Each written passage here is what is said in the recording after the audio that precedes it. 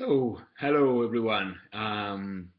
Let's wrap up now the conclusions of what to do during the crisis. We have analyzed the three situations that were very different. So let's start with the Domino's Pizza. In this case, it is a serious crisis. So let me take Kim's comment on this. Regarding the what, first is recognize the problem and accept their responsibility.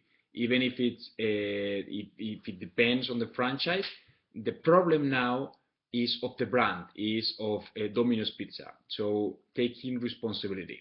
Number two is apologize and try to isolate the problem and explain the corrective actions and this kind of stuff that you mentioned, Kim, and also supported by others. The second thing is not only what to say, but who should speak on behalf of the company. And in this case, the CEO is the right person, as you very well said. We are not overreacting. We are not making the problem bigger, as in the Streisand effect, by just asking the CEO to respond in this situation. But companies should have very clearly defined who is going to speak on behalf of the company for every kind of situation. So this is something that needs to be uh, predefined, not improvised at the moment when the crisis happens. Then is how. What is the right tone? And you can see here below the video of the response of the president of Domino's Pizza. And regarding the how, and especially if you are going to send this message to YouTube, it is very clear that he is just reading.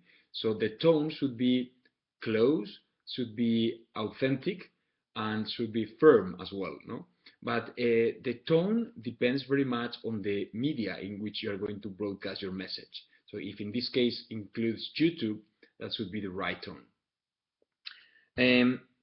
Sorry. Then where are you going to send this message?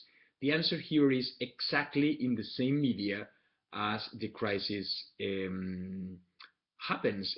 So where the conversation is. No more media because then you expand the problem. Not less media because you want to balance the problem with the voice of the company. And then when it should be in this case as soon as possible.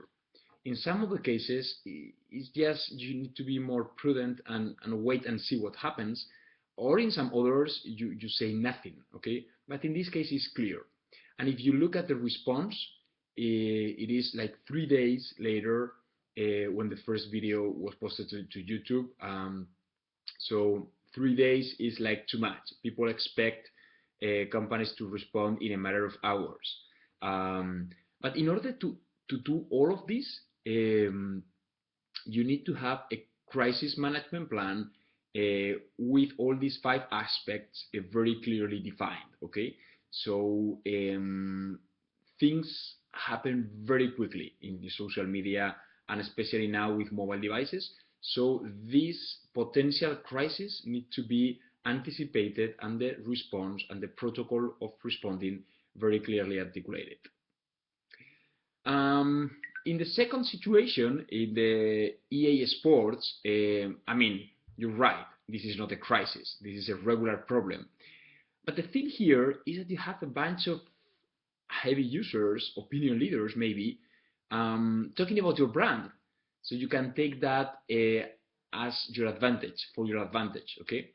So as you can see in the video, as Vladimir, you very well suggested, um, is in the response of the company, they took the opportunity to join the conversation and laugh with these users, okay?